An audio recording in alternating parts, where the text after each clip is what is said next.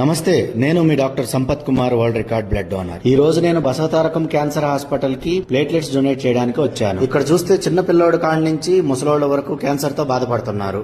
అసలు క్యాన్సర్ రావడానికి కారణాలేంటో ఈ వీడియో చూడండి.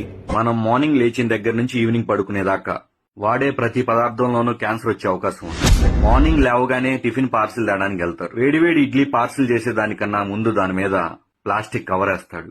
క్యాన్సర్. ఒకవేళ ఫుడ్ ఇంట్లోనే ప్రిపేర్ చేసుకుని తిందామని ప్లేట్లో పెట్టుకుంటే ఆ ప్లేట్ చైనా ప్లాస్టిక్. క్యాన్సర్.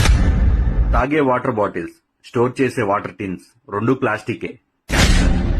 సాయంత్రం పూట స్నాక్స్ మంచూరియా తింటారు, దాంట్లో ఒక ఫోర్క్ ఇస్తాడు. ప్లాస్టిక్. క్యాన్సర్. కారాలు, పచ్చళ్ళు, పోపులు ప్లాస్టిక్ డబ్బాలో నిల్వ చేస్తారు. క్యాన్సర్. స్నానం చేయడానికి ప్లాస్టిక్ బకెట్ లో హీటర్ పెడుతున్నారు.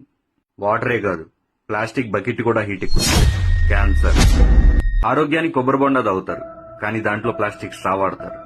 తలనొప్పని టీ తాగుతారు, కానీ దాన్ని పార్సిల్ ప్లాస్టిక్ కవర్ లో చేస్తారు. పాల ప్యాకెట్స్, పెరుగు ప్యాకెట్స్, ఆఖరికి చిన్న పిల్లలు తాగే పాల డబ్బాతో సహా ప్లాస్టిక్.